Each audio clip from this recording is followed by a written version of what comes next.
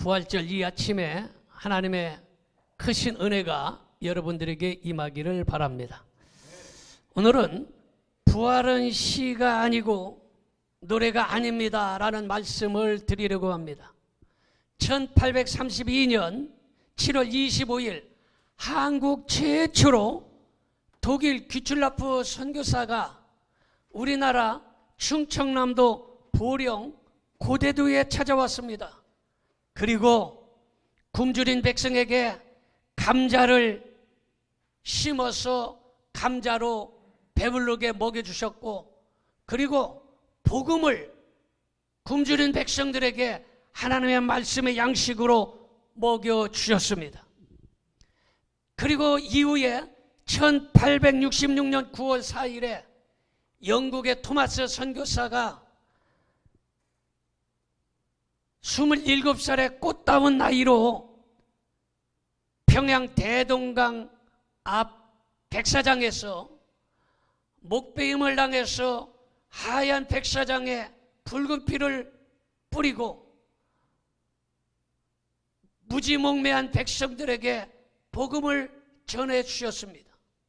그리고 이후에 1885년 4월 5일 부활주일 아침에 아펜찰러 언더우드 선교사가 우리 인천 아파다 제물포항에 첫 발을 내디딤으로 말미암아 우리나라가 가난하고 헐벗고 아주 무지몽매한 이러한 백성들에게 복음을 전해주심으로 말미암아 그 씨앗이 뿌려져서 그 씨앗이 싹이 나고 잎이 나고 열매가 맺어져서 결국에 이 나라가 세계 제8대 축복의 경제 대국이 되었습니다. 할렐루야.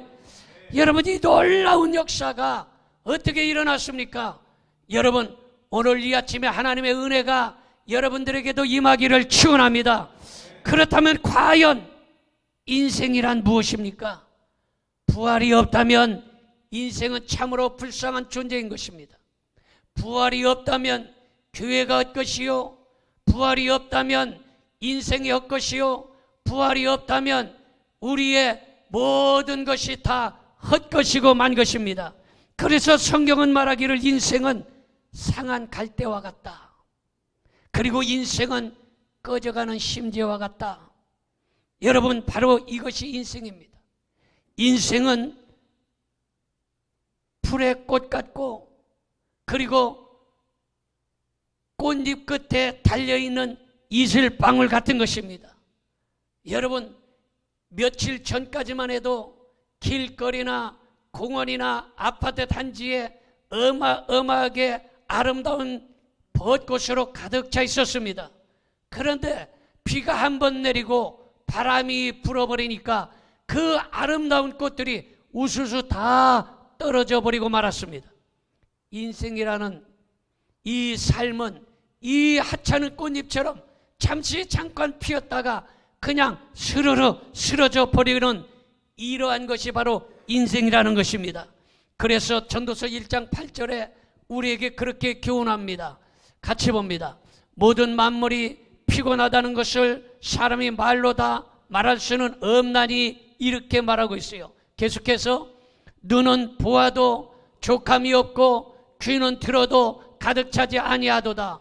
여러분, 우리의 눈으로 그 많은 것을 보고 우리가 손으로 그 많은 것을 가져보려고 움켜잡아봐도 이 세상에서 만족함이 없고, 소년이라도 피곤하다, 학생도 피곤하다, 회사원도 피곤하다, 모든 사람들이 피곤하다, 입술에 피곤이 그냥 저절로 터져 나오는 것입니다. 이게 인생이에요. 그러면 사람만 피곤하냐? 그렇지 않아요. 만물도 피곤하다라고 말하고 있는 것입니다. 이 만물도 공해 때문에 피곤하고, 여러분, 이 만물도 비가 오지 아니해서 피곤하고, 이 만물도 사람들 때문에 피곤하다라는 것입니다. 이것이 바로 인생이라는 것이에요. 이 인생은 나그네와 같아서, 여러분, 이 나그네처럼 이 세상을 떠돌아다니다가 언젠가는 자기 집으로 돌아가는 날이 있다라는 것입니다. 그러므로 우리는 이 세상에서 살다가 우리의 고향인 천국으로 돌아간다는 사실을 믿으시기를 바랍니다. 여러분, 우리의 인생은 바로 풀잎 끝에 달려있는 이슬방울과 같아서 시시각각 분분초초 말라가는 거예요. 해가 뜨면 이슬방울이 말라서 쓰러져 없어져 버립니다. 인생은 분분초초 기차를 타고 달려가는데 어떤 기차를 타고 가느냐? 죽음의 기차를 타고 가는 것입니다. 건강해 보려고 아침에 일찍 일어나서 조깅도 해보고, 건강해 보려고 좋은 보약도 먹어보고, 건강해 보려고 좋은 음식도 먹어보지만, 여러분, 아무리 운동하고 좋은 보약 먹고 좋은 음식을 먹어도 결국은 죽음으로 달려가고 있다는 것입니다. 이 사실을 깨닫지 못하고 사는 인생은 불쌍한 인생이라는 것입니다. 그러므로 모든 인생은 죽은 나사로와 같습니다. 본문에 죽어있는 나사로와 똑같다라는 것입니다. 그러므로 우리 예수님께서 부활하시지 아니했다면 우리 인생은 참으로 불쌍한 인생인 것입니다. 그러므로 우리 예수님께서 나를 위하여 십자가에 달리시고 살을 찢고 피를 흘려 우리를 다 죄와 허물을 사하여 주신 후에, 그리고 장사된 지 3일 만에 죽은 자의 첫 열매가 되셔서 부활하셨으므로 말미암아 우리도 예수님을 믿기만 하면 영원히 땅속에서 잠든 것이 아니라 살아나는 역사가 일어나는 것입니다. 부활의 역사가 일어나는 것입니다. 그러므로 우리에게는 참된 기쁨과 소망이 있음을 믿으시기를 바랍니다. 자, 그렇다면 첫 번째 말씀을 드립니다. 예수님은 죽은 나사로를 살려주셨음을 믿으시기 바랍니다. 요한복음 11장 43절 44절 봅니다. 이 말씀을 하시고 큰 소리로 나사로야 나오라 부르시니 죽은 자가 수족을 배로 동이채로 나오는데 그 얼굴은 수건에 쌓였더라, 이렇게 말하고 있습니다. 여러분, 오늘 이 시간에 건강이 묶여 있다면 이 건강이 묶여 있는 곳에서 살아날 수 있기를 바랍니다. 여러분, 손이 묶여서 봉사하지 못하는 사람이 살아날 수 있기를 바랍니다. 발이 묶여서 걸어다니며 전도하지 못하는 자들도 살아날 수 있기를 바랍니다. 죽은 자들은 살아나야 되는 것입니다. 건강이 회복되어야 되고, 봉사가 회복되어야 되고, 우리의 믿음이 회복되어야 되고, 우리의 예배가 회복되어야 될 줄로 믿습니다. 여러분, 나사로야 나오라 명령하신 부활의 주님께서 오늘 이웃의 가슴마다, 이웃의 심장마다 죽음의 무덤을 파헤치고 부활의 새 생명을 심어주시기를 축원합니다. 오 생명의 주님이여, 죽어버린 가정, 죽어버린 건강, 죽어버린 신앙의 죽음의 무덤을 파헤치고 부활의 능력으로 살아나는 오늘 이 아침이 되기를 바랍니다. 여러분, 밖에 생명은 살았으나 속이 죽은 생명이 있습니다. 밖은 살아있는 것 같은데 죽어있는 사람이 있다는 것입니다. 그런데 밖에 생명은 죽은 것 같은데 속에 생명이 살아있는 생명이 있습니다. 생각해 보십시오. 한겨울 동안에 땅속에 묻혀있는 식물들은 죽은 것 같았습니다. 겉에 생명은 죽은 것 같았는데 봄이 되고 따스한 햇빛이 비치고 봄비가 내리니까 죽었던 생명이 살아나는 역사가 일어난 것입니다. 여러분, 우리가 겨자씨만한 살아있는 믿음이 우리의 심령 속에 있기만 한다면 어떠한 가난과 질병도 물리치고 회복되는 역사가 일어나는 것입니다. 고난과 풍파가 있어도 반드시 재기하여 성공의 꽃이 피어나는 걸 믿으시기를 바랍니다. 두 번째로, 예수님은 죽음을 이기고 살아나신 걸 믿으셔야만 한 것입니다. 마태복음 28장 6절을 보겠습니다. 그가 여기 계시지 않고 그가 말씀하시던 대로 살아나셨느니라, 와서 그가 누우셨던 곳을 보라, 이렇게 말하고 있습니다. 여러분, 보통 사람이 내가 죽었다가 다시 살아나, 내가 죽었다가 3일 만에 분명히 살아날 거야. 이런 사람은 정신 이상자든지 미친 자일 것입니다. 왜냐? 이 세상에 그 어느 누구도 죽었다가 다시 살아나서 부활한 자가 없기 때문입니다. 그런데 예수님은 내가 죽었다가 다시 살아난다. 내가 죽었다가 사흘 만에 다시 살아난다. 요나의 표적을 봐라. 그리고 나서 예수님께서 진짜로 십자가에 달려 살과 살을 찢고 그리고 우리를 위해서 피를 흘리시고 돌아가셨다가 정말로 무덤을 헤치고 살아나셨습니다. 그 기록이 바로 성경의 기록인 것입니다. 실로 예수님은 무덤이 없습니다. 다만 천사의 입으로 그가 계시지 않고 살아나셨느니라 전해주는 말 한마디밖에 없어요. 천사가 살아났다. 그가 말씀하신 대로 살아났다. 봐라. 무덤이 없고 시체가 없지 않느냐. 이렇게 전해주었다라는 것입니다. 예수 그리스도는 우리 대신 죽으러 오셨으나 사망이 예수님을 이기지 못하고 무덤도 예수님을 가두지 못하고 예수님께서 사망 권세를 깨트리고 무덤을 해치고 부활하신 걸 믿으시기 바랍니다. 여러분, 그래서 바울이 감격해서 소리 질렀습니다. 고린도전서 15장 55절 말씀 봅니다. 사망아 너의 승리가 어디 있느냐? 사망아 내가 쏘는 것이 어디 있느냐? 여러분, 사망이 이긴 줄 알았어요. 왜냐? 예수님을 십자가에 땅땅땅 못을 박아 죽였기 때문에 사망이 야 우리가 예수 그리스도를 죽였다 하고 이긴 줄 알았어요. 사망이 쏘아서 예수님을 죽인 줄 알았어요. 그런데 예수님께서 사망 권세를 깨트려 버리시고 무덤을 파헤쳐 버리시고 부활하신 것이에요. 그 사실을 사도 바울이 보고 느끼고서 사망아 내가 쏘는 것이 어디 있느냐? 사망아 내가 이겼다고 했는데 어디 내가 이겼느냐? 라고 감격에 차서 소리를 지르고 있다라는 것입니다.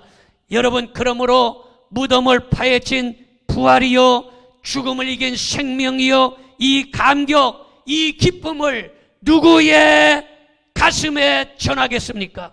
이 감격, 이 기쁨을 어느 가슴 속에 심어주겠습니까? 민족의 가슴마다 부활의 신앙을 심어서 예수 그리스도의 푸른 계절이 오게 해야 하는 것입니다. 여러분, 1년 중에 자살이 가장 많은 달이 4월이라고 이야기합니다.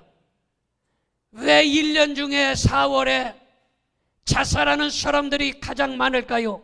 그것은 만물이 새록새록 소생하는 생명에 대하여 인생은 나는 죽으면 다시 살아다니지 못하고 썩어져 없어버리고 마는구나. 그래서 죽었던 것 같은 나뭇가지에 새 생명이 솟는 걸 보고 인생의 무상함을 느껴서 죽어버린다라는 것입니다. 그래서 유명한 시인 엘리웃이라는 사람이 말하기를 4월은 잔인한 달이라 그렇게 말하고 있습니다. 그러나 예수 그리스도 안에 사는 신앙인들은 4월은 부활의 날이고 4월은 생명이 솟아나고 4월은 꽃이 피는 약동하는 계절이며 4월은 생명의 달이고 4월은 죽은 자가 살아나는 부활의 달인 걸 믿으시기를 바랍니다. 눈이 죽어버린 소경이 눈을 뜨고 귀가 죽어버린 귀머거리가 듣고 사지가 죽어버린 중풍병자가 걷고 심장까지 죽어버린 나사로가 무덤을 열고 생명의 나팔을 불며 살아나는 감격스러운 달이 부활의 4월인 걸 믿으시기 바랍니다. 요한복음 11장 25절을 보겠습니다. 예수께서 이르시되 나는 부활이요 생명이니 나를 믿는 자는 죽어도 살겠고. 여러분, 예수 그리스도를 믿는 자는 죽어도 다시 사는 역사가 일어나는 것입니다. 여러분, 예수 그리스도를 믿는 사람은 죽은 자가 영원히 죽어서 없어지는 것이 아니라 다시 살아나는 역사가 일어나는 것이에요. 여러분, 누가 태양이 죽었다는 말을 들어본 적이 있습니까? 누가 생명이 썩었다는 말을 들어본 적이 있습니까? 부활은 죽음에서 새 생명을 얻고 예수님이 살아나셨기 때문에 우리도 다시 살아난다라는 것입니다. 이 세상에서 영원히 사는 것이 아니라 죽음과 사망의 저 건너편 영원한 천국, 영원한 하늘나라에서 영원히 살게 된다는 사실을 믿으시면 아멘 합시다. 왜 그렇습니까? 예수 그리스도 안에 생명의 씨가 있기 때문에. 생명의 씨가 있으면 생각해 보세요. 봄에 농부들이 씨를 뿌립니다. 근데 그 씨가, 생명의 씨가 있기 때문에 죽을 것 같았는데 얼마 안 있으면 그곳에서 꽃도 피고 또 곡식도 다 새 생명을 얻고 살아나는 역사가 일어나는 것이 생명의 씨가 있기 때문이에요. 여러분, 우리의 심령 속에 부활의 생명의 씨가 있음을 믿으시기를 바랍니다. 그러므로 오늘 이 시간에 예수 그리스도 안에 생명의 씨가 있기 때문에 예수님을 믿는 사람은 죽어도 살겠고 죽는다 할지라도 다시 부활하여 영원히 사는 역사가 일어나는 것입니다. 마지막으로 세 번째 말씀을 드립니다. 부활은 웅변이 아니고 시가 아니라는 것입니다. 마태복음 23장 27절 28절 보겠습니다. 화 있을진저 외식하는 서기관들과 바리새인들이여, 휘칠한 무덤 같으니 겉으로는 아름답게 보이나 그 안에는 죽은 사람의 뼈와 모든 더러운 것이 가득하도다. 이와 같이 너희도 겉으로는 사람에게 옳게 보이되 안으로는 외식과 불법이 가득하도다. 이렇게 말하고 있습니다. 여러분, 이 세상에 어디에도 악이 없는 언어가 없으며 부정이 없는 사상이 없고 모두가 분발라 놓은 문명, 여러분 얼굴에 분칠하듯이 세상에 다 분을 발라놔서 전부 다 덮어놨다라는 것입니다. 만신창이가 된 윤리로 가득하고 휘칠한 무덤밖에 없습니다. 교회 밖이나 교회 안이나 겉은 번지르르한데 속이 다 썩어버렸다는 것입니다. 여러분, 안으로는 외식과 불법으로 가득하다라는 것입니다. 여러분, 어제 이은혜라는 여자와 조연수라는 남자가 이 사람을 죽인 걸로 인해서 유명한 계곡살인, 그걸로 인해서 붙잡혀서 검거되었는데 이 이은혜라는 여자가 인천 여자래요. 인천이 좀 센가 봐. 붙잡혔어요. 얼굴은 굉장히 이뻐가지고 그래서 인터넷에 이은혜 팬클럽이 생겼답니다. 그래서 이쁘면 죄가 안 된다, 이쁜 사람은 사람을 죽여도 죄가 안 된다 해가지고 팬클럽이 생겨서 몇백 명이 좋아요, 그렇다고 아주 찬성해주는 이런 일들이 생겼다. 여러분, 겉은 분발나 놓았습니다.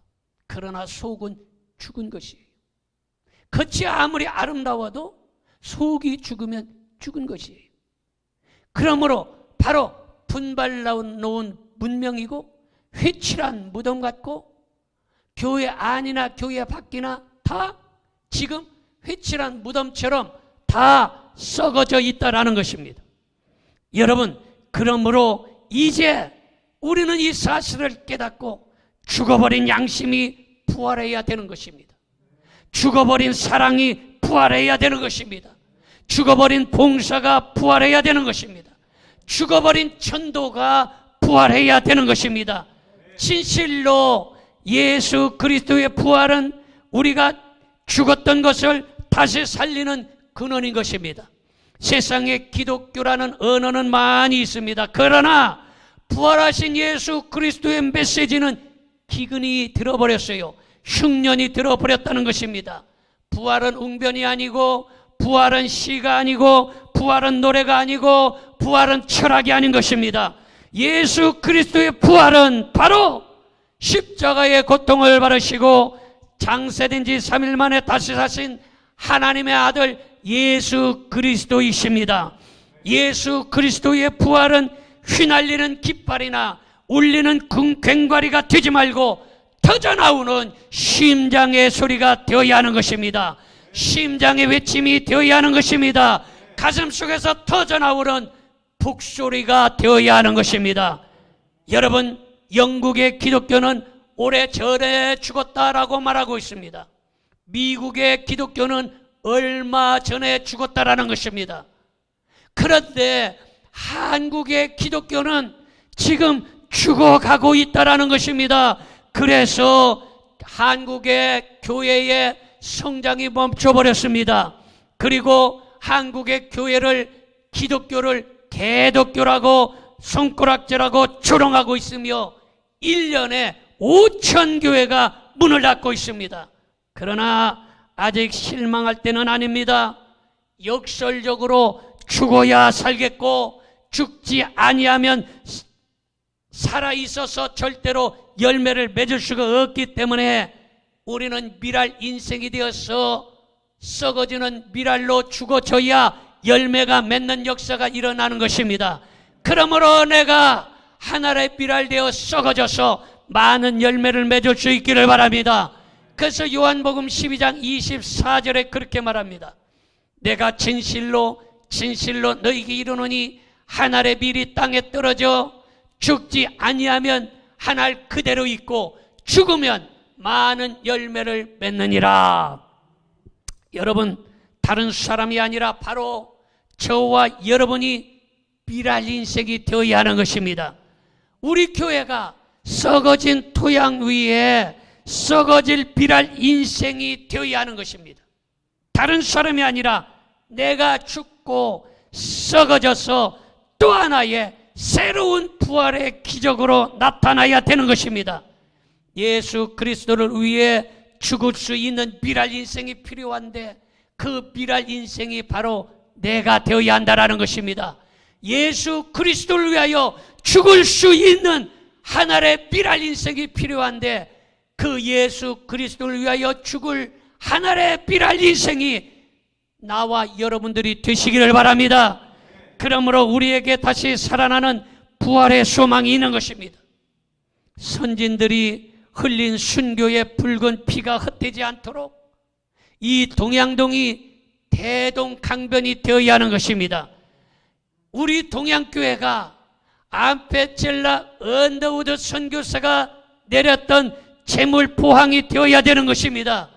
눈물의 선지자 예레미야가 눈물을 흘리며 나라와 민족을 위하여 기도했던 것처럼 지금도 산상에서 골방에서 마룻바닥에서 예배당에서 엎드려 나라와 민족을 위하여 기도하는 중직자 주의 종들이 바로 저와 여러분들이 되어야 하는 것입니다. 우리들의 신음소리를 결코 우리 주님께서 외면하지 아니하시고 우리의 기도를 들어주실 줄로 믿습니다.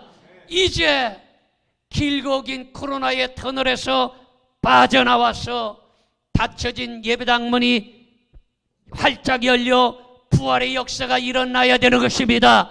죽어버렸던 찬양이 다시 살아나는 역사가 일어나야 되는 것입니다.